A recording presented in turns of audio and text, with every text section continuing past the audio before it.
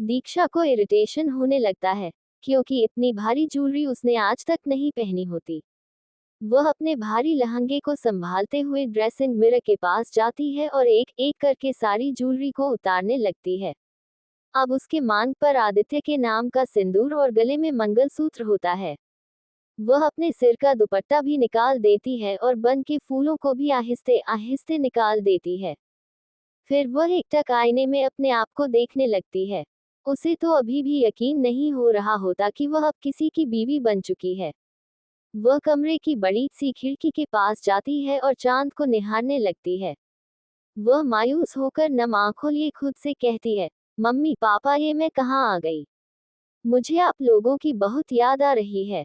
पता नहीं इस घर के लोग कैसे होंगे अगर इन्होंने मुझे टॉर्चर करना शुरू कर दिया तो। वैसे भी मुझे बहू वाले कोई काम नहीं आते।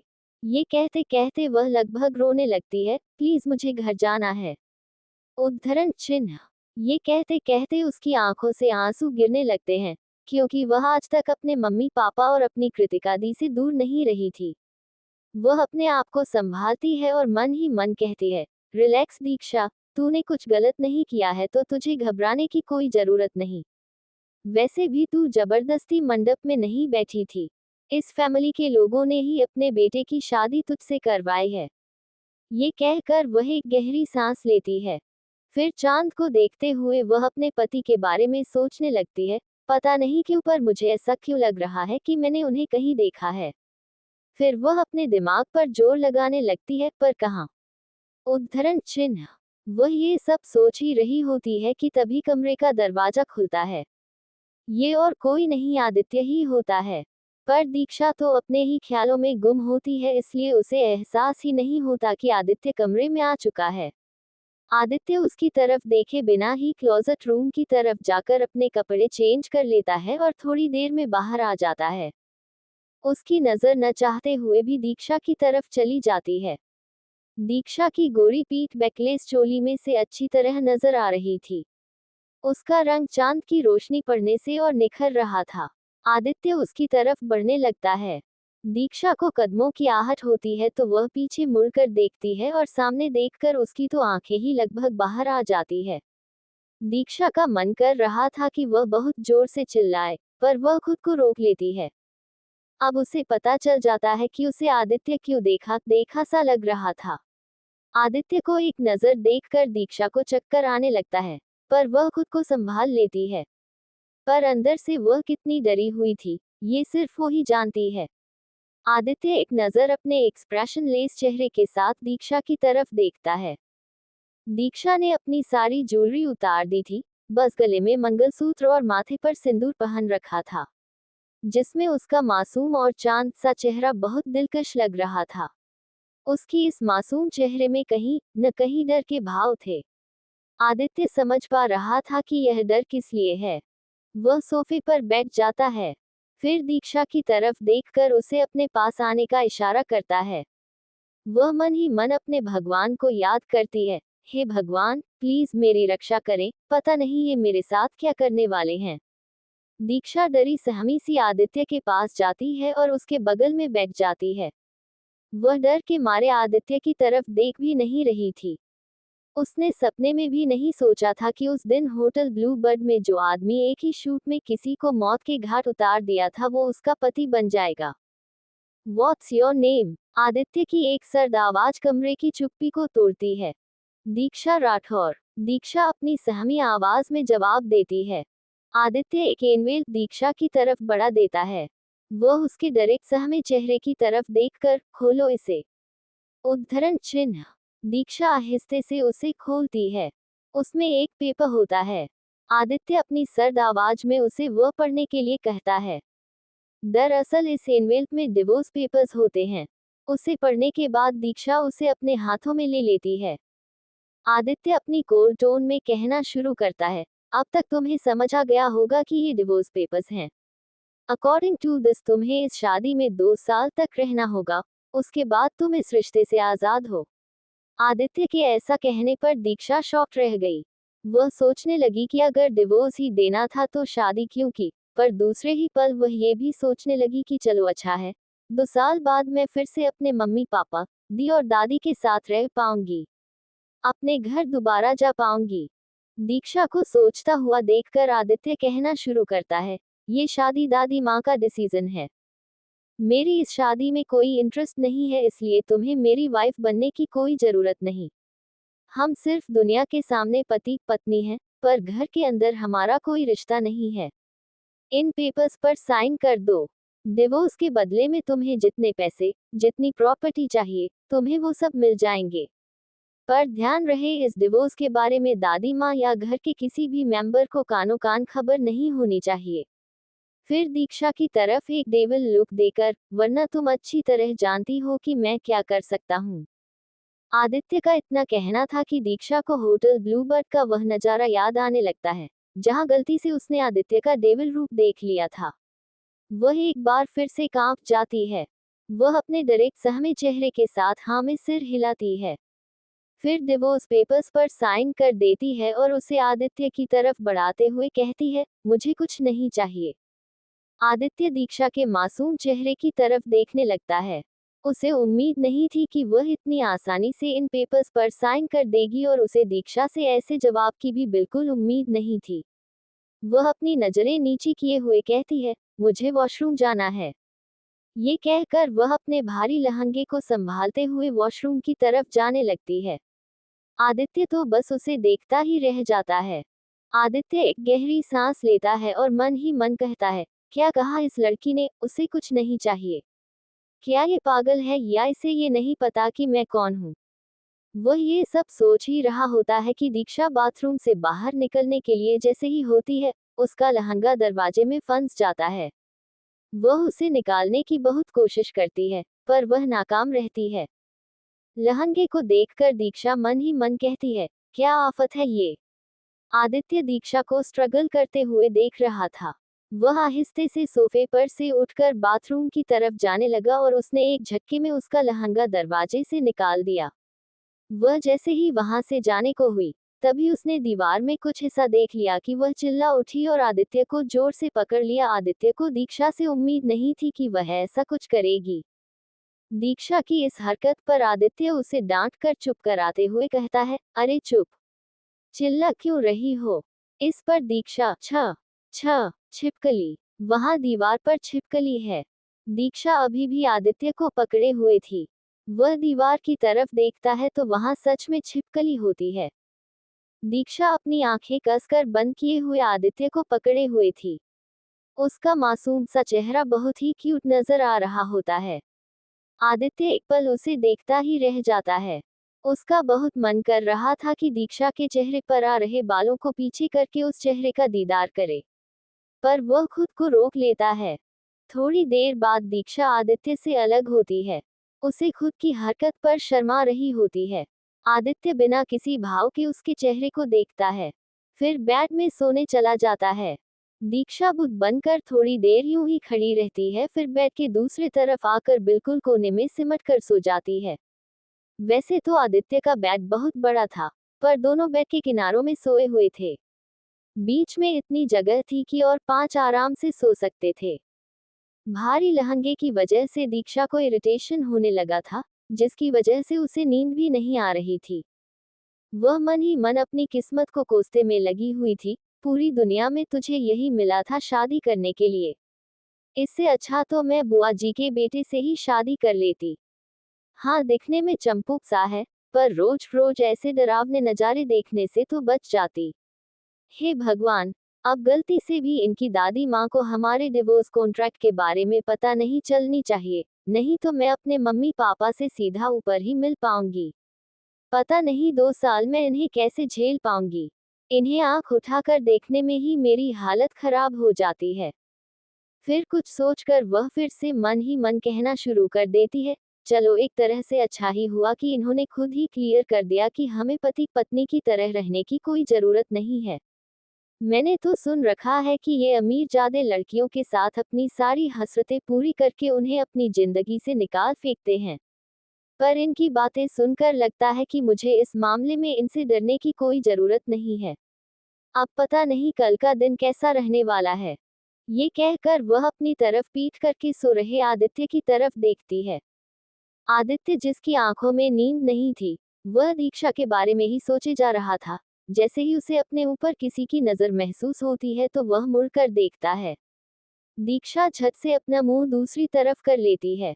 वह खुद को डांटते हुए कहती है, ओफो दीक्षा, क्या कर रही है? किसी को ऐसे छिप छिप कर देखना अच्छी बात नहीं है। वैसे भी अगर वह इनकी तरह डेविल हो तो बिल्कुल भी नहीं। इन्हें कब किस पर गुस्सा आ जाए यह नहीं कहा जा सकता, इसलिए तू इनसे जितना ज्यादा दूर रह सकती है, दूर ही रह। ये कहकर वह चुपचाप अपनी आंखें बंद कर लेती है। थकावट की वजह से उसे 10 मिनट में ही नींद आ जाती है। नताशा जी का कमरा। तारिका जी बेड पर बैठकर किसी गहरी सोच में डूबी हुई थी। उनके सामने नताशा जी खड़ी थी। नताशा जी कमरे की चुप्पी तोड़ते हुए, भाभी, आखिर हुआ वही जिसका हमें डर था। हो गई आदित्य की शादी, अब हमारा कुछ नहीं हो सकता। ये कहकर नताशा जी अपनी फूटी किस्मत को कोसने लगती हैं। इस पर तारिका जी, रिलैक्स नताशा, इतनी आसानी से वो हमसे सब कुछ नहीं छीन सकती। नताशा जी तारिका जी के चेहरे की तरफ देखते हुए, भाभी आप क्या कहना चाहती हैं, साफ साफ कहिए। इस पर तारिका जी, नताशा लगता है तुमने गौर नहीं किया, यह शादी मॉम के कहने पर हुई है और इसका मतलब ये भी है कि आदित्य ने मॉम की सिलेक्ट की हुई लड़की से शादी की है। आई एम श्योर कि वह अपनी मर्जी से तो यह शादी नहीं करना चाह रहा होगा। नताशा, अब हमें करना ये होगा कि उस लड़की के बारे में पता लगाना होगा। फिर उसे आदित्य की जिंदगी से निकाल फेंकने की प्लानिंग करनी होगी और अगर इससे भी बात नहीं बनी तो तारिका को अच्छी तरह पता है कि उसे क्या करना है। ये कहकर तारिका जी, नताशा जी की तरफ देखकर डेविल स्माइल करने लगी। शीतल जी का कमरा। आज शीतल जी की आंखों में भी नींद नहीं थी, इसलिए नहीं कि वे किसी चिंता में थी, बल्कि इसलिए कि उन्हें एक खुशी मिल रही थी, उन्हें एक सुकून मिल रहा था। वह अपने पति वीरेंद्र जी की दीवार पर लगी बड़ी सी तस्वीर की तरफ देखकर कहती हैं, वीरेंद्र जी, आज हमने आपकी इच्छा पूरी कर दी। हमने आपकी वीणा को इस घर में ले आया। हमें पता है कि आपके पोते को इस शादी में, इस रिश्ते में कोई दिलचस्पी नहीं है, पर हम ये भी जानते हैं कि एक दिन वो खुद उसे अपने दिल में बसाएगा। उसे एक पल देखे बिना चैन नहीं आएगा। उसके बिना वह जीना नहीं चाहेगा। कल का सूरज मल्होत्रा हाउस में एक नया सवेरा लेकर आएगा।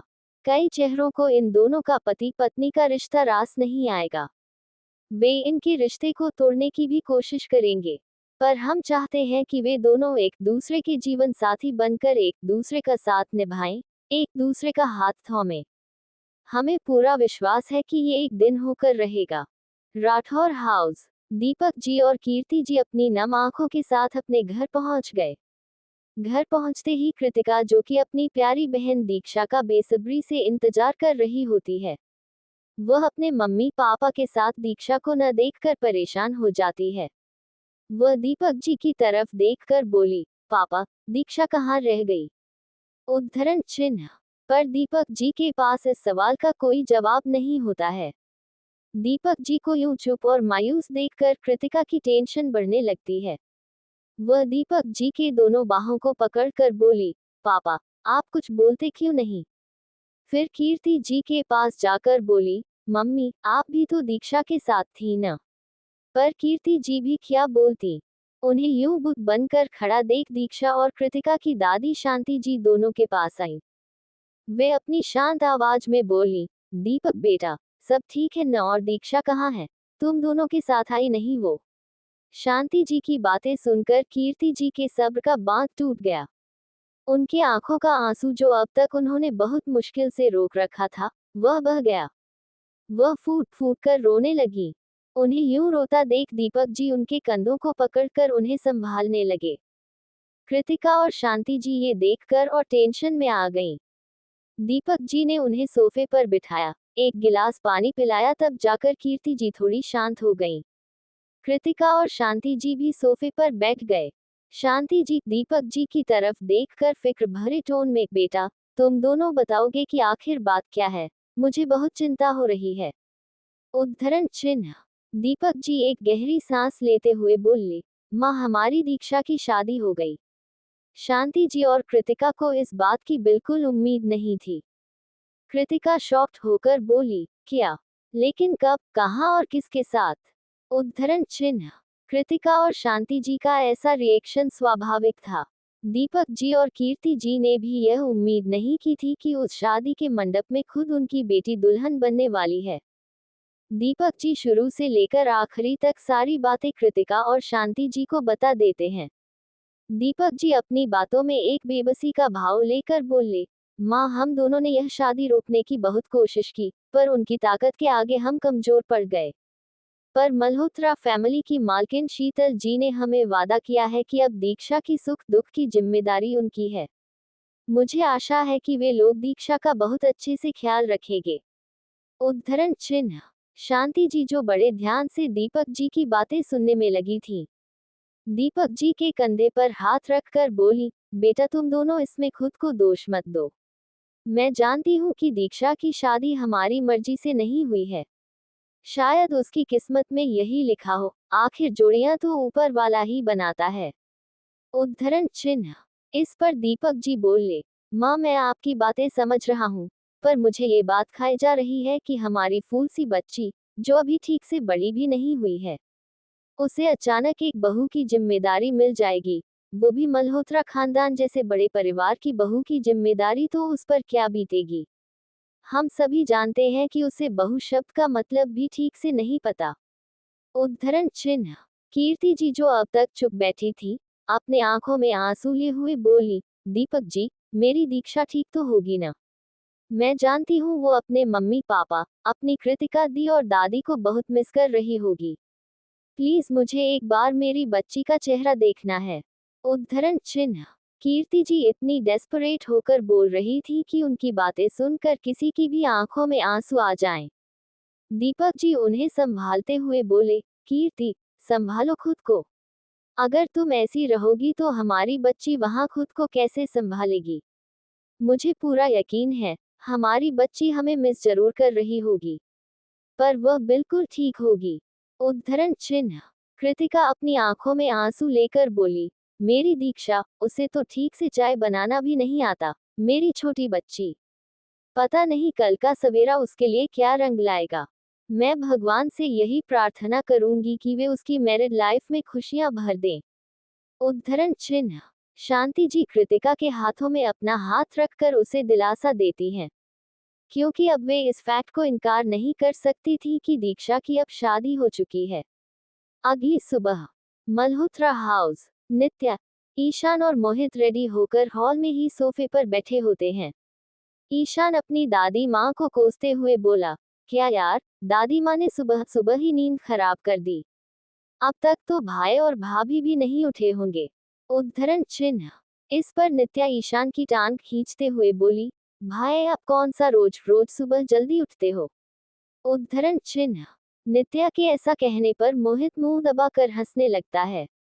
नित्या भी उसका पूरा साथ देती है। ईशान दोनों को घूर कर देखता है। तभी ईशा और विहान भी वहां आ जाते हैं। विहान सबको गुड मॉर्निंग विश करते हुए बोला, गुड मॉर्निंग गाइस। उद्धरण चिन्ह। ईशान, नित्या और मोहित तीनों एक साथ बोले, गुड मॉर्निंग विहान भाई। उद्धरण चिन्ह। फिर वे तीनों ईशा को भी गुड मॉर्निंग विश करते हैं। विहान चारों तरफ देखते हुए बोला, हमारे न्यूली वेडेड कपल नजर नहीं आ रहे, कहाँ गए वो दोनों? इस पर ईशान बोला, भाई, भाई और भाभी अभी तक नहीं उठे हैं। उद्धरण चिन्ह। मोहित, पर आदित्य भाई की तो सुबह 5 बजे उठने की आदत है ना? वे खुद हमें देर से उठने पर पनिश करते हैं और आज खुद घोड़े बेचकर सो रहे हैं। उद्धरण चिन्ह। मोहित के ऐसा कहने पर विहान अपने चेहरे पर शरारत भरी स्माइल लेकर बोला, वो इसलिए छोटे क्योंकि आज से पहले तुम्हारे भाई की वेडिंग नाइट नहीं हुई थी ना? बच्चों, वो दोनों कल रात देर से सोए होंगे, इसलिए आज आपके भाई साहब सुबह जल्दी नहीं उठ पाए। उद्धरण चिन्ह। इस पर मोहित कहने लगा, अरे हाँ यार, मैं तो इसके बारे में भूल ही गया था। ये कहकर वह भी शरारत भरी स्माइल करने लगा। आदित्य का कमरा। कमरा पूरी तरह शांत था। जब सूरज की रोशनी ग्लास डोर से होकर आदित्य के चेहरे को छूती है तो उसकी आंख खुलती है। अभी सुबह के 7 बज रहे होते हैं। यूजुअली उसके उठने का टाइम सुबह 5 बजे होता है, पर आज उसकी नींद ही नहीं खुली। आंख खुलते ही उसकी नजर अपनी बाहों में सुकून से सो रही मासूम दीक्षा पर जाती है। वह एकटक उसे निहारने लगता है। दरअसल कल रात को दीक्षा की नींद खुल गई थी। उसे अपने लहंगे की वजह से अपनी बॉडी में बहुत ही इरिटेशन फील हो रहा था, जिसके कारण वह बेड से उठ गई थी और अपने भारी भरकम लहंगे के साथ इधर उधर कमरे में ही टहल रही थी। आदित्य की आंखों में भी नींद का नामो निशान नहीं था। वह दीक्षा की तरफ ही देखे जा रहा था, पर दीक्षा इस बात से बेखबर थी। दीक्षा के पास कोई कपड़े भी नहीं थे कि वह उसे चेंज कर सके। थोड़ी देर तक उस भारी लहंगे के साथ घूमने के बाद वह थक कर बेड पर लेट जाती है, पर उसकी आंखों में अभी भी नींद के नामो निशान नहीं होते। लगभग आधे घंटे के बाद दीक्षा की आंख लगनी शुरू हो जाती है। थोड़ी देर में ही वह नींद के आगोश में चली जाती है, पर आदित्य की आंखों में अभी भी नींद कोसों दूर थी। उसके मन में रह रहकर न चाहते हुए भी दीक्षा का ख्याल आ रहा होता है। आदित्य अपने ख्यालों से तब बाहर आता है जब उसे दीक्षा की आवाज आती है, जो नींद में ही बड़बड़ाई जा रही थी। कृतिका दी, प्लीज मुझे आपके पास जाना है। आप प्लीज मुझे इस डेविल से बचा लो। कृतिका दी प्लीज। उद्धरण चिन्ह। इतना कहते कहते वह नींद में ही कृतिका को हक करने के लिए अपने दोनों हाथ आगे कर देती है। दीक्षा नींद में नॉन स्टॉप बड़बड़ाए जा रही थी, जिसे सुनकर आदित्य इरिटेट हो गया और जैसे ही वह दीक्षा के करीब आया, उसके मासूम चेहरे को देखकर अपनी सारी इरिटेशन भूल गया। उसने दीक्षा के साइड वाली लैंप को जलाया और उसके चांद से मासूम चेहरे को एकटक निहारने लगा। न चाहते हुए भी उसके हाथ यकायक दीक्षा के चेहरे पर चले गए। वह इतने प्यार से उसे छू रहा था कि वो कोई कांच की गुड़िया हो और उसे छूने भर से ही वह बिखर जाए। फिर उसके हाथ दीक्षा के सिर पर चले गए और आहिस्ता आहिस्ता उसे सहलाने लगे, जिससे दीक्षा को नींद में ही एक सुकून मिला। उसे कृतिका के पास रहकर जो फीलिंग आती थी, वही फीलिंग अभी आ रही थी। वह धीरे से आदित्य के सीने में छिप गई। दीक्षा के ऐसा करते ही आदित्य को एक सुकून सा मिलता है। इस सुकून में उसकी आंखें बंद हो जाती है। दोनों 4 बजे के लगभग सोते हैं। जब आदित्य की नींद खुलती है तो वह पाता है कि दीक्षा उसकी बाहों में सुकून से सो रही थी। तभी उनके दरवाजे पर किसी ने नोक किया, जिससे दीक्षा की नींद टूटी। उसे तो अभी भी लग रहा था कि वह अपने घर में है, इसलिए वह आराम से उठ रही थी। जब वह अपनी आंखों खोलती है तो वह आदित्य को अपने करीब देखकर चौंक जाती है। इस हैरानी में उसकी आंखें ही लगभग बाहर आ जाती है। फिर उसकी नजर अपने हाथों पर जाती है जो कि आदित्य के सीने में होते हैं। आदित्य तो बस अपनी सपाट आंखों से दीक्षा को देखे जा रहा था। वह झट से अपने हाथ वापस लेते हुए बोली, सॉरी सॉरी, वो मुझे पता नहीं था कि आप मेरे इतने पास हैं। फिर कुछ सोचकर, नो आई मीन, मैं आपके इतने पास आ गई हूँ। ये कहकर वह झट से बेड से उठ जाती है। दोनों एक दूसरे को देखे बगैर रूम की डोर पर जाते हैं। दोनों एक साथ दरवाजे को खोलने के लिए जाते हैं तो दोनों के हाथ एक दूसरे को टच कर लेते हैं। आदित्य एक नजर दीक्षा को देखता है, जिससे दीक्षा सहम जाती है। वह उसकी तरफ देखे बिना ही बोली, आप खोल लीजिए। उद्धरण चिन्ह। जब आदित्य डोर खोलता है तो सामने एक सर्वेंट अपने हाथों में कुछ कपड़े और ज्वेलरी का बॉक्स लिए खड़ा होता है। वह सिर झुकाकर आदित्य से कहता है, बड़ी मालकिन ने छोटी मालकिन के लिए ये भिजवाया है। आदित्य के एक इशारे पर दीक्षा उस सर्वेंट से वह ले लेती है। वह कपड़े और ज्वेलरी सेट लेकर ज्वेलरी बॉक्स को ड्रेसिंग मिरर के पास रख देती है और कपड़ों को लेकर बाथरूम में चली जाती है।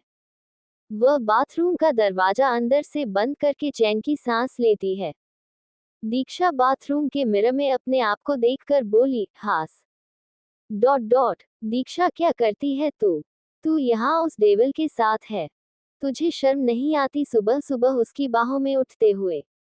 फिर एक नजर आईने में खुद को देखकर, मिसेस दीक्षा मल्होत्रा डॉट। कॉन्ग्रेचुलेशंस, अब आप बहू बन गई हैं और 2 साल के लिए मिस्टर डेविल की वाइफ भी।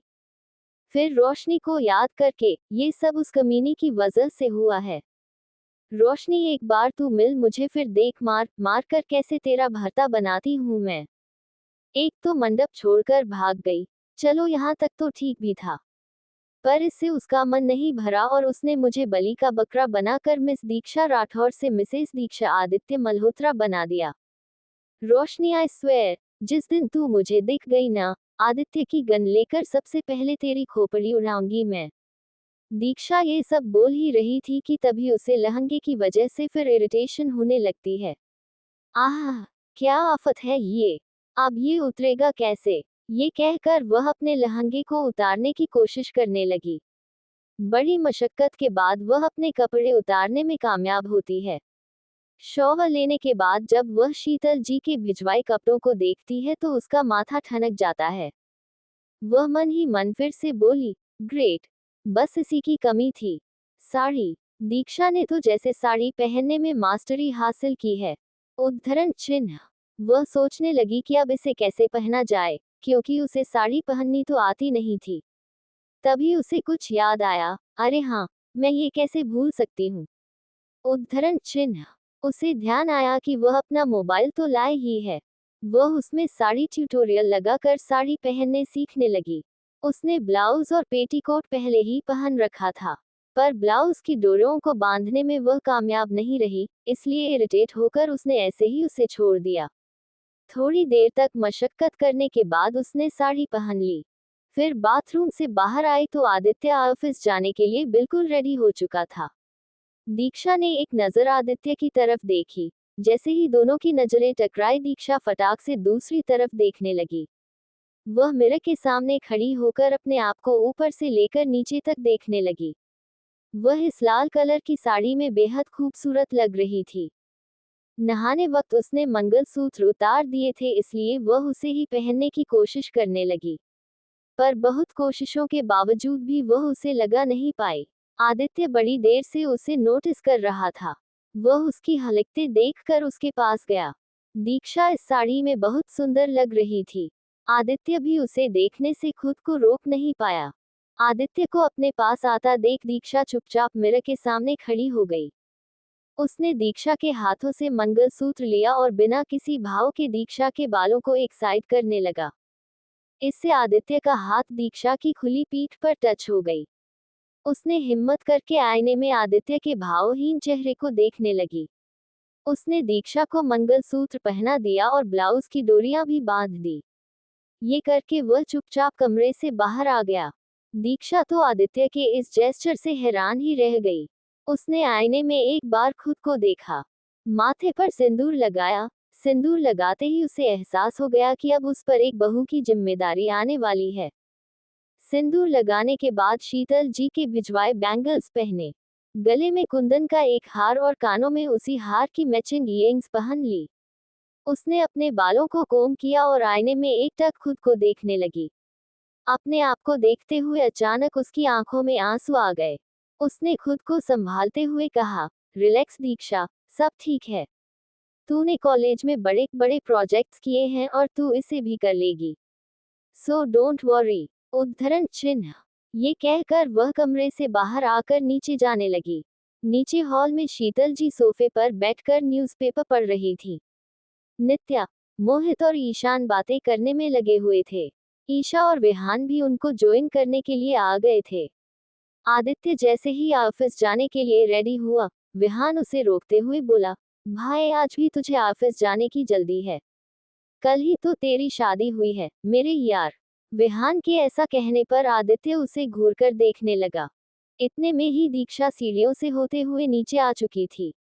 यकायक सबकी नजरें दीक्षा पर जा टिकी। सभी उसकी खूबसूरती देखकर अपनी पलकें झपकाना ही भूल गए। आदित्य की नजरें दीक्षा पर नहीं थीं। विहान दीक्षा को देखते हुए बोला, भाभी कितनी खूबसूरत है ना। उसके बगल में खड़ी ईशा ने खोए हुए अंदाज में जवाब दिया, हाँ बहुत। उद्धरण चिन्ह। उन दोनों की बातें सुनकर आदित्य की नजर दीक्षा पर गई। वह ऊपर से लेकर नीचे तक उसे देखने लगा। उसके खुले लंबे बाल, माथे पर सिंदूर, गले में मंगलसूत्र और कुंदन का हार, कानों में खूबसूरत इयरिंग्स और हाथों में उसकी साड़ी से मैच करता हुआ बैंगल्स।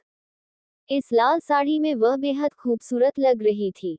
सबको अपनी तरफ यूं खोया हुआ देखता देख दीक्षा को थोड़ा ऑकवर्ड लगता है। वह एक नज़र अपने आप को देखने लगती है कि कहीं कोई गड़बड़ तो नहीं है। विहान की नज़र दीक्षा की आंखों पर जाती है, जो कि कल रात नींद पूरी नहीं होने से थोड़ी सूजी हुई थी। फिर वह आदित्य की तरफ देखता है, उसका भी यही हाल था, क्योंकि कल रात वो दोनों सोए ही कितना था। विहान एक नज़र आदित्य को देखता है, फिर दीक्षा की तरफ देखते हुए शरारती अंदाज में बोला, लगता है कल रात आप दोनों ठीक से सो नहीं पाए। उद्धरण चिन्ह। विहान के ऐसा कहने पर ईशा, मोहित और ईशान मुंह दबाकर हंसने लगे। वहीं आदित्य विहान को खा जाने वाली नजरों से घूर रहा था, क्योंकि वह समझ रहा था कि उसके कहने का मतलब क्या है।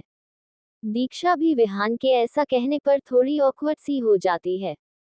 शीतल जी दीक्षा के पास आकर मुस्कुराते हुए बोली, मल्होत्रा हाउस में आपका स्वागत है बेटा। उद्धरण चिन्ह। दीक्षा शीतल जी के ऐसा कहने पर स्माइल कर देती है। इतने में ही नताशा जी, तारिका जी और आर्यन भी वहां आ जाते हैं। तीनों दीक्षा को घूरने लगते हैं। नताशा जी तारिका जी के कानों में, मानना पड़ेगा मॉम की चॉइस को, लड़की काफी सुंदर है। आइए हम आपका सभी से परिचय करवाते हैं।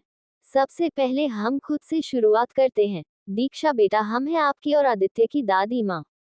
दीक्षा पैर छूकर उनका आशीर्वाद लेती है। फिर तारिका जी की तरफ इशारा करते हुए बोली, ये है आपकी मॉम, आदित्य की स्टेप मदर मिसेस तारिका मल्होत्रा। दीक्षा उनका भी पैर छू लेती है। नताशा जी की तरफ इशारा करते हुए बोली, ये है आपकी बुआ, मिसेस नताशा सहगल। दीक्षा उनके भी पैर छू लेती है। शीतल जी दीक्षा को आर्यन की तरफ इशारा करके बोली, ये है तारिका के बेटे और आपके देवर आर्यन। आर्यन की निगाहें तो कब से दीक्षा पर थीं। वह हैंडशेक करने के लिए अपना हाथ आगे बढ़ाता है, पर दीक्षा ने उसे हाथ जोड़कर नमस्ते कर दिया।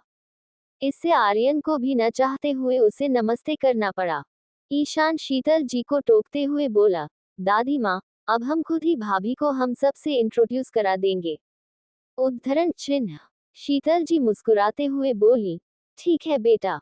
उद्धरण चिन्ह। ईशान दीक्षा के सामने जाकर मुस्कुराते हुए दीक्षा को हक कर लेता है और कहता है, वेलकम होम भाभी।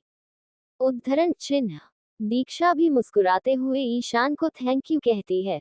आदित्य, जो कि अब तक उन सब पर निगाहें नहीं थी, यकायक ईशान की तरफ उसकी नजरें चली गई। वह खा जाने वाली नजरों से ईशान को देख रहा था, पर ईशान इस बात से बिल्कुल बेखबर था। विहान ने आदित्य के हाव भाव को नोटिस कर लिया और मुस्कुराते हुए ईशा की तरफ देखकर आदित्य की तरफ इशारा करते हुए धीरे से बोला, तो हमारे पतिदेव को जलन भी होने लगी है। उद्धरण चिन्ह। ईशा भी ये देखकर मुस्कुराने लगी। ईशान अपना इंट्रोडक्शन देते हुए बोला, हेलो भाभी, मैं हूँ आपका सबसे प्यारा और हैंडसम देवर ईशान। ईशान के ऐसा बोलते ही दीक्षा के चेहरे पर एक क्यूट सी स्माइल आ जाती है। ईशान दीक्षा के प्यारे चेहरे की तरफ देखकर बोला, भाभी यू आर सो क्यूट। उद्धरण चिन्ह। दीक्षा स्माइल करते हुए थैंक यू बोली, पर कोई था जो इस देवर भाभी के कॉन्वर्सेशन से बहुत जल रहा था। आदित्य, जो कि कब से ईशान को ही घूरे जा रहा था। नित्या ईशान को साइड करते हुए बोली, भाई अब आपका हो गया हो तो मेरी बारी है। वह अपनी स्वीट वॉइस में दीक्षा का वेलकम करती हुए बोली, वेलकम होम भाभी, मैं हूँ मल्होत्रा फैमिली की क्यूटेस्ट मेंबर नित्या, आदित्य भाई की छोटी बहन और आपकी प्यारी ननंद। उद्धरण चिन्ह। दीक्षा सामने से नित्या को हक कर लेती है और थैंक यू बोलती है। दोनों को ऐसे देखकर सबके चेहरे पर स्माइल आ गई। मोहित सबको साइड करते हुए बोला, तुम सबका हो गया हो तो अब मोहित की बारी है। वह दीक्षा की तरफ देखते हुए बोला, हेलो भाभी, मैं हूँ आपका प्यारा देवर मोहित। उद्धरण चिन्ह। दीक्षा मुस्कुराकर मोहित से हैंडशेक कर लेती है। ईशा और विहान, जो कब से उन्हें देखे जा रहे थे, वे दीक्षा के पास आकर बोले, अरे भाई, कोई हमें भी पूछेगा। उद्धरण चिन्ह। विहान दीक्षा की तरफ देखकर बोला, वेलकम होम भाभी, मैं हूँ विहान, आपके पति का दोस्त और आपका देवर। दीक्षा मुस्कुराते हुए विहान से हैंडशेक कर लेती है। ईशा अपना इंट्रोडक्शन देते हुए बोली, मैं हूँ ईशा, आपके पति की दोस्त और आपकी नंद। दीक्षा स्माइल करती है और हैंडशेक कर लेती है। अब लगभग सबका इंट्रोडक्शन हो चुका था, सिवाय वरुण जी को छोड़कर।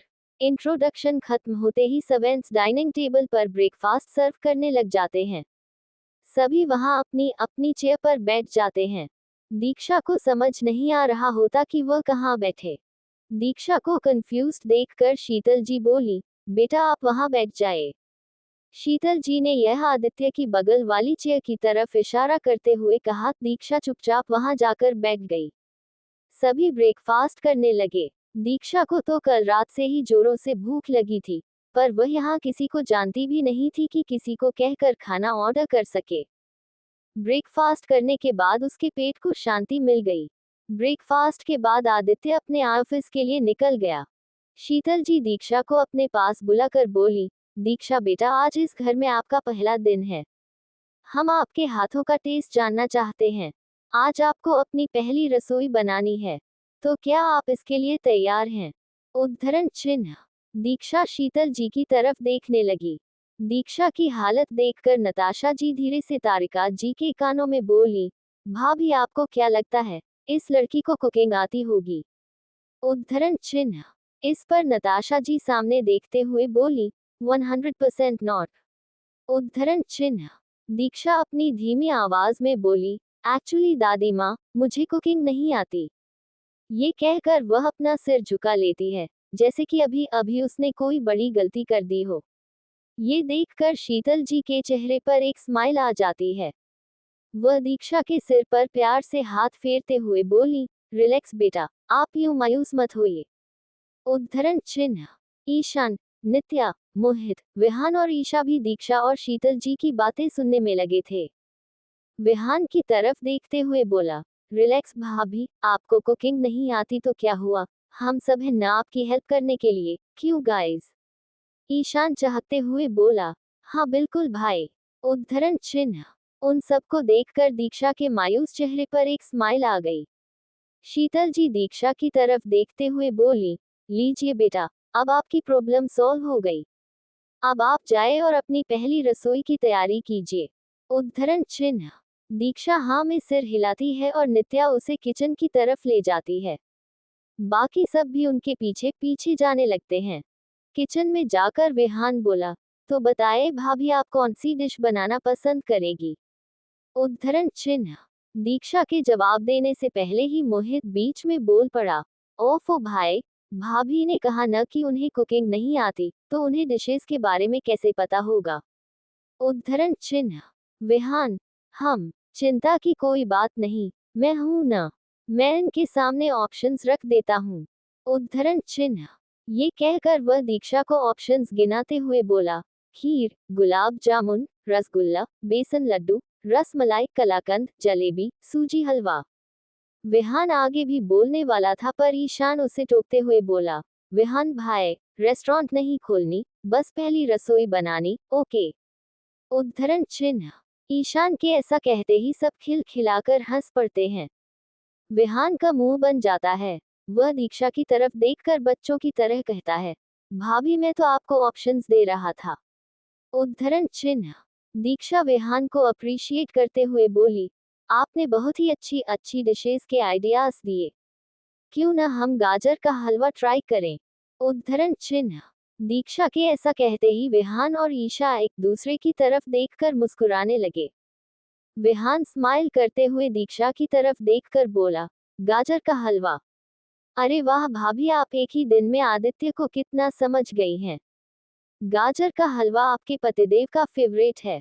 ये सुनकर दीक्षा एक हल्की सी स्माइल कर देती है, क्योंकि उसे बस आदित्य के बारे में इतना पता था कि जो उसकी बात नहीं मानता, वह उसे ऊपर पहुंचा देता है। दीक्षा, पर मुझे बिल्कुल भी आइडिया नहीं है कि गाजर का हलवा कैसे बनता है। उद्धरण चिन्ह। इस पर ईशा बोली, रिलैक्स भाभी, हम सब और गूगल है ना, आप टेंशन मत लीजिए। उद्धरण चिन्ह। ये कहकर ईशा अपना फोन निकाल कर गाजर के हलवे की रेसिपी सर्च करके उसके एक एक इंग्रेडिएंट का नाम बताने लगती है। सभी दीक्षा की हेल्प करते हुए वो सारे इंग्रेडिएंट्स निकालने लगते हैं। विहान शक्कर की जगह गलती से नमक निकाल देता है। ये देखकर सबकी हंसी छूट जाती है। सबको अपने ऊपर यूं हंसता देख विहान सवालिया नजरों से देखते हुए बोला, क्या हुआ, तुम सब हंस क्यों रहे हो? मैंने कुछ गड़बड़ कर दिया क्या? उद्धरण चिन्ह। इस पर मोहित विहान को टीज करते हुए बोला, क्या विहान भाई आप भी बड़े आए थे भाभी की हेल्प करने वाले, पहले ये तो देख लेते कि नमक और शक्कर में डिफरेंस क्या है। मोहित मुंह दबाकर हंसते हुए, आपने शक्कर की जगह नमक निकाल रखा है। विहान अपना पोपट होता देख बोला, कोई बात नहीं, बड़े बड़े लोगों से ऐसी छोटी छोटी गलतियां होती रहती हैं। उद्धरण चिन्ह। एक बार फिर सभी विहान पर हंस देते हैं। मोहित एक जग में दूध निकाल कर रख देता है। ईशा मोहित को घूर कर देखती है। ये देखकर मोहित सवालिया नजरों से ईशा को देखते हुए बोला, क्या हुआ दी, आप मुझे ऐसे क्यों घूर रही हैं? उद्धरण चिन्ह। ईशा, मोहित, मेरे लिटिल बॉय, पहले ये तो चेक कर लो कि आपने जग में जो निकाला है वो दूध है भी या नहीं। मोहित जग को दोबारा चेक करता है। वह दूध की जगह गलती से लीची जूस निकाल दिया होता है। अब विहान को बदला लेने का मौका मिल गया था। वह मोहित की तरफ देखकर बोला, तो मेरे छोटे भाई, अब तुझे क्या कहना है? ऐसे बनेगा तू इंडिया का बेस्ट शेफ। इस पर मोहित अपनी सफाई देते हुए बोला, सारी गलती उस मेड की है, आखिर क्या जरूरत थी लीची जूस और दूध को एक ही जगह रखने की। उद्धरण चिन्ह। इस तरह मस्ती मजाक करते हुए वे किचन में दीक्षा की हेल्प करने लगे। शीतल जी जो चुपके से किचन के दरवाजे से किचन का नजारा देख रही थी और मन ही मन मुस्कुरा रही थी। उन्होंने अपने फोन से किचन के अंदर हंसते मुस्कुराते चेहरों का एक फोटो क्लिक कर लेती हैं। वह मन ही मन बोली, दीक्षा बेटा, आपके आ जाने से इस घर में पहले की तरह कितनी रौनक आ गई है। फिर कुछ याद करते हुए बोली, हम जानते थे कि आपको इस घर की बहू बनाने का हमारा यह निर्णय सही साबित होगा। उद्धरण चिन्ह। ईशा ने भी किचन की एक वीडियो बना ली। ईशा के इंस्ट्रक्शंस पर दीक्षा एक एक करके सारे इंग्रेडिएंट्स डालने लगी। आधे घंटे बाद गाजर का हलवा बनकर तैयार हो गया। पर अब दीक्षा को नर्वसनेस होने लगी क्योंकि आज उसने पहली बार अपने हाथों से कुछ बनाया था। पर ये अच्छा बना है या नहीं उसे इस बात की टेंशन होने लगी। नित्या दीक्षा की चिंता दूर करते हुए बोली, रिलैक्स भाभी, हलवे से बहुत अच्छी खुशबू आ रही है। उद्धरण चिन्ह। ये सुनकर दीक्षा को थोड़ी राहत मिलती है। शीतल जी, तारिका जी और नताशा जी डाइनिंग टेबल पर बैठकर दीक्षा की पहली रसोई का वेट कर रहे होते हैं। विहान और बाकी सब भी डाइनिंग टेबल पर बैठ जाते हैं। शीतल जी के कहने पर दीक्षा कांच की कटोरियों में सबको गाजर का हलवा सर्व कर देती है। इसके साथ ही उसकी नर्वसनेस और टेंशन बढ़ने लगी। शीतल जी ने एक निवाला खाया और दीक्षा की तरफ देखने लगी। उनका सीरियस फेस देखकर दीक्षा की घबराहट बढ़ गई। इसके साथ ही विहान और बाकी सबों की भी टेंशन बढ़ गई। विहान खुद को कोसने लगा कि कहीं उसने फिर से तो शक्कर की जगह नमक नहीं निकाल दिया।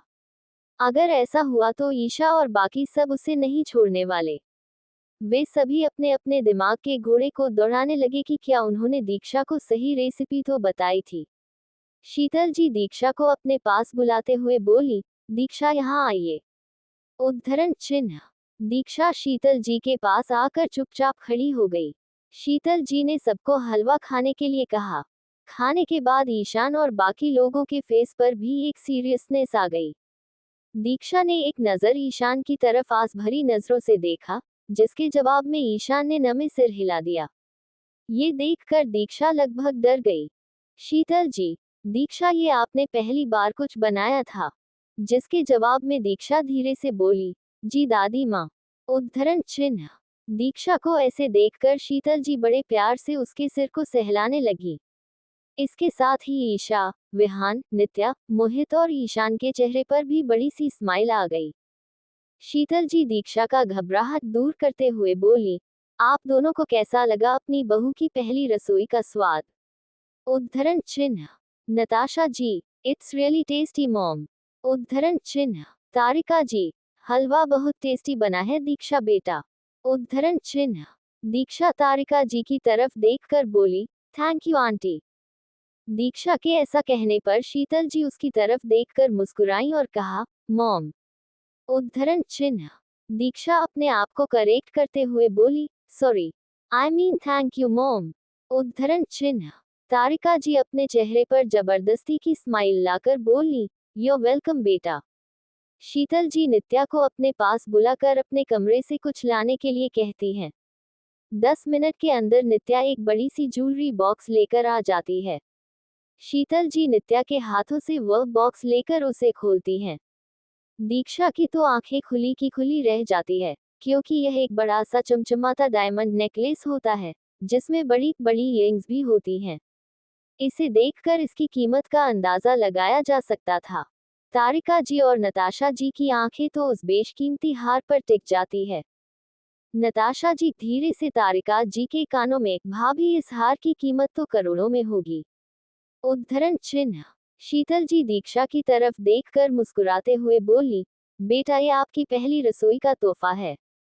हमने यह हार हमारी प्यारी वीणा बेटा को दी थी। हमारी बहू वीणा, आदित्य की माँ और आपकी सास ने हमसे कहा था कि यह हार मेरी होने वाली बहू को दे दीजिएगा और आज हम उनकी इच्छा पूरी कर रहे हैं। उद्धरण चिन्ह। दीक्षा शीतल जी को सुनती रह गई। उसके मन में संकोच भी था कि वह इतनी कीमती हार कैसे रख सकती है, और वैसे भी आदित्य की माँ ने यह हार उसकी होने वाली पत्नी के लिए रखा होगा। दीक्षा तो जानती थी कि वह आदित्य की पत्नी कभी नहीं बन पाएगी।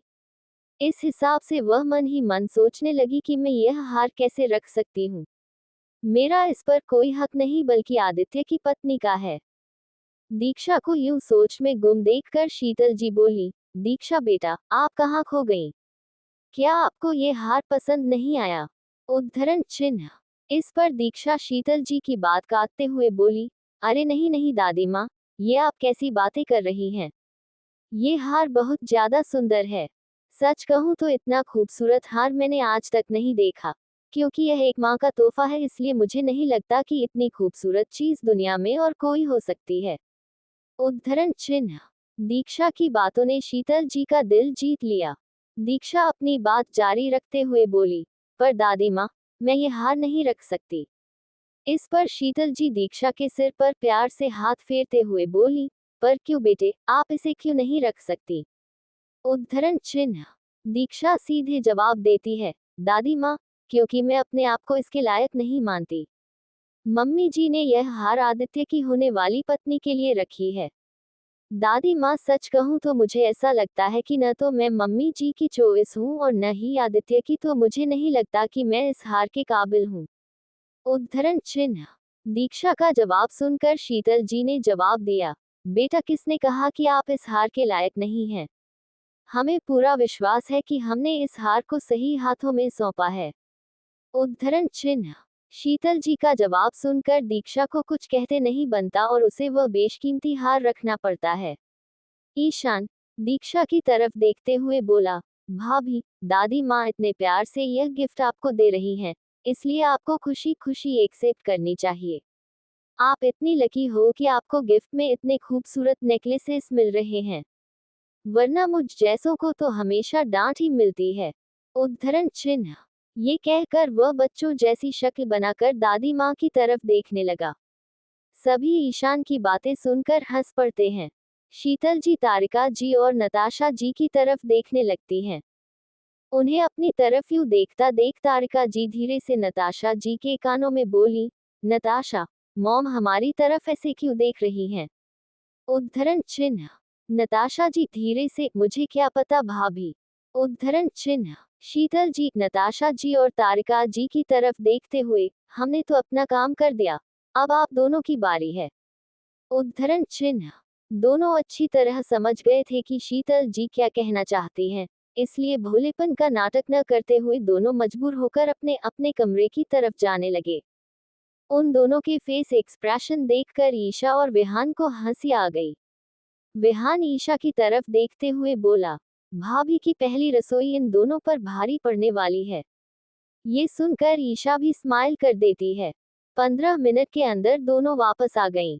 दोनों के हाथों में एक एक डायमंड सेट था। वे बेमन से उसे दीक्षा की तरफ बढ़ाते हुए बोली, दीक्षा बेटा, तुम्हारी पहली रसोई का गिफ्ट। पर दीक्षा पोलाइटली मना करते हुए बोली, मॉम, बुआ जी आपके गिफ्ट के लिए बहुत बहुत शुक्रिया, पर प्लीज मुझे ये नहीं चाहिए। उद्धरण चिन्ह। दीक्षा के ऐसा बोलते ही दोनों का चेहरा खिल उठता है, पर वे इसे अपने फेस पर शो नहीं करती। नताशा जी शीतल जी की तरफ देखते हुए बोली, मॉम, आपने सुना ना, दीक्षा को ये सब नहीं चाहिए। उद्धरण चिन्ह। शीतल जी नताशा जी की बात काटते हुए दीक्षा से बोली, दीक्षा बेटा, बात सिर्फ तोहफे की नहीं है, इसे आप अपनी माँ का प्यार समझ लीजिए। उद्धरण चिन्ह। इस पर दीक्षा कुछ नहीं कहती और हाँ में सिर हिला देती है। मोहित दीक्षा की तरफ देखते हुए बोला, रख लो भाभी, वैसे भी ये दोनों कहाँ किसी को कुछ देती हैं। उद्धरण चिन्ह। मोहित के ऐसा कहने पर सभी खिलखिलाकर हंस पड़ते हैं। नताशा जी अपने बेटे की तरफ घूर कर देखते हुए बोली, शट अप मोहित, तेरी जुबान कुछ ज्यादा ही नहीं चलने लगी है आजकल। उद्धरण चिन्ह। इस पर मोहित धीरे से बोला, आपसे तो कम ही है मॉम। उद्धरण चिन्ह। फिर सभी अपने अपने कमरे में चले गए। दूसरी तरफ दी इन्फिनिटी एम्पायर का ऑफिस, आदित्य अपने कैबिन में अपने डेस्क पर बैठकर लैपटॉप में काम कर रहा था। ऑफिस का माहौल आज गर्म था, क्योंकि आदित्य ने अभी थोड़ी देर पहले ही 4-5 एम्प्लॉइज को काम से निकाल दिया था। तभी आदित्य की कैबिन पर किसी ने नोक किया। आदित्य अपने लैपटॉप की तरफ देखते हुए रिमोट से कैबिन के डोर को अनलॉक करते हुए कम इन कहता है। वंश अपने हाथों में कुछ रिपोर्ट पेपर्स लेकर अंदर आ जाता है। वह आदित्य की तरफ देखकर बोला, बॉस, ये रिपोर्ट पेपर्स जो आपने मंगवाया था। वह उन पेपर्स को आदित्य को दे देता है। आदित्य अपने लैपटॉप को छोड़कर उसे पढ़ने लगता है। वंश अपनी बात जारी रखता है, बॉस, उन्होंने हमारे प्रोजेक्ट पर साइन करने से मना कर दिया। उद्धरण चिन्ह। आदित्य अपनी सर्द आवाज में रिपोर्ट्स को पढ़ते हुए बोला, आदित्य मल्होत्रा को न सुनने की आदत नहीं है। उसे चुपचाप उन प्रोजेक्ट पेपर्स पर साइन करने को कहो। अगर फिर भी उसे समझ नहीं आई तो ऊपर पहुंचा दो। उद्धरण चिन्ह। वंश अपने बॉस के ऑर्डर मानते हुए हाँ में जवाब देता है। वंश अभी भी आदित्य की कैबिन में खड़ा हुआ होता है। आदित्य रिपोर्ट्स पढ़ते हुए वंश की तरफ देखे बिना ही बोला, तुम्हें और कुछ कहना है? उद्धरण चिन्ह। इस पर वंश बोला, यस बॉस, कल हमारे मॉल द एमराल्ड पैलेस का ग्रैंड इनॉग्रेशन है। उद्धरण चिन्ह। इस पर आदित्य अपने मेल चेक करते हुए बोला, ये तुमने मुझे मेल किया है? उद्धरण चिन्ह। आदित्य अपने डेस्क से उठकर ग्लास विंडो की तरफ जाता है और बाहर आसमान की तरफ देखते हुए बोला, सारी तैयारियां हो गई है? वंश, यस बॉस, आपने जैसा जैसा इंस्ट्रक्ट किया था, मैंने बिल्कुल वैसा ही किया है। उद्धरण चिन्ह। आदित्य अपनी कोल्ड टोन में बोला, गुड, कल के फंक्शन में मैं कोई गड़बड़ी नहीं चाहता। अगर कोई होशियारी दिखाने की कोशिश करे तो उसे बदतर मौत मिलनी चाहिए। वंश, यस बॉस। उद्धरण चिन्ह। Aditya, now you can go. उद्धरण चिन्ह। वंश आदित्य का ऑर्डर फॉलो करते हुए कैबिन से बाहर आ जाता है। आदित्य अपने कैबिन के सोफे पर आराम से बैठ जाता है।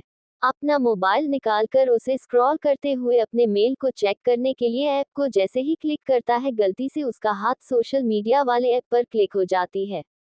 वह जैसे ही उसे हटाकर अपने मेल्स पर फोकस करने वाला होता है, उसका ध्यान ईशान, मोहित, विहान, ईशा और नित्या की स्टोरीज पर जाती है, जो कि अप्रॉक्सिमेटली सेम ही नजर आ रही होती है।